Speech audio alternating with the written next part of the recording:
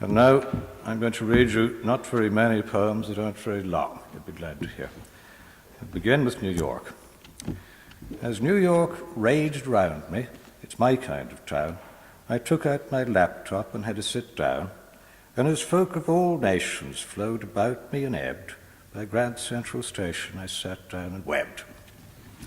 Now, that of course is a complete fiction, because anyone who knows me knows I don't have a laptop, though I have been in New York. And so instead, here's a real one, which actually happened to me one night, and is called One Night.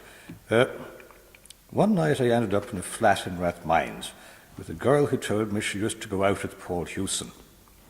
I sat on the bed and read her Beckett's verse. It's rather fun, though not such fun as sex, reciting Echo's Bones to Bono's ex. Right.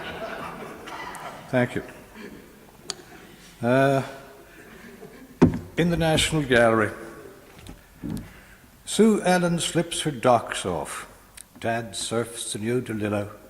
Mom asks the torpid guard, is this the way to a Murillo? The winter sunlight blazes. The dust boats dance in air. Through cracked brown Windsor glazes, the painted heroes stare. Now,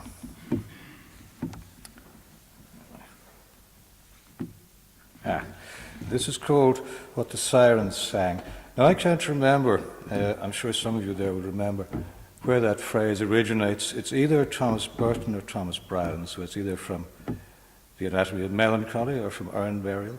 Anyway, it's something along the lines of what songs the sirens sang, or what name Achilles took when he went among women, are difficult questions but not beyond the bounds of old conjecture. This also is a poem about difficult questions, what the sirens sang.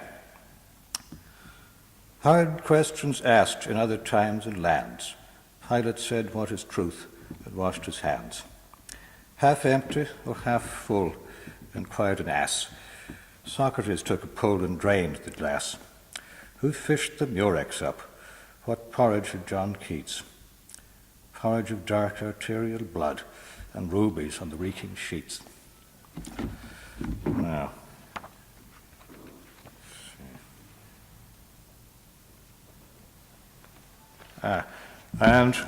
this is a poem that I find a little difficult to read, and if the old voice cracks at the end of it, there's a reason.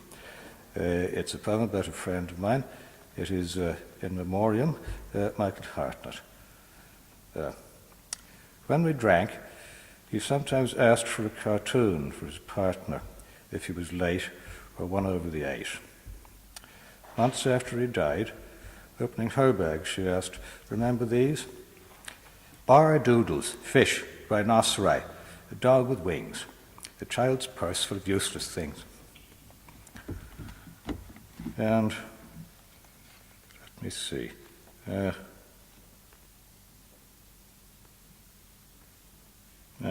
Yes, one minute. The original sonnet. This is called Luxmundi, and for those of you who don't remember your Latin, this means the light of the world.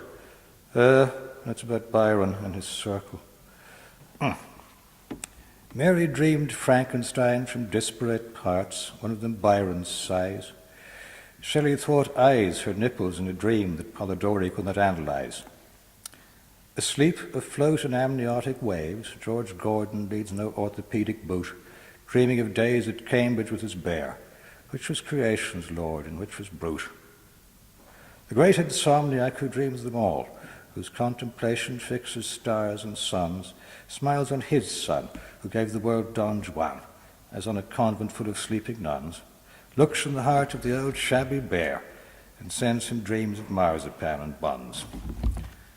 And I will finish with a song, or it's not a song, but at least a poem, which is called A Girl on Mobile. Fortunately, somebody gave me a mobile for my birthday a couple of years ago. I'd never have understood the technology. I say I've forgotten to switch it off, but by the mercy of God, it won't ring during this. Anyway, here we go, A Girl on Mobile. Hi, I got this phone for my birthday. Gift. Guess what was on the National Geographic Channel last night? Some small white spotted fish like turbot. Brill and a polar bear. Cool.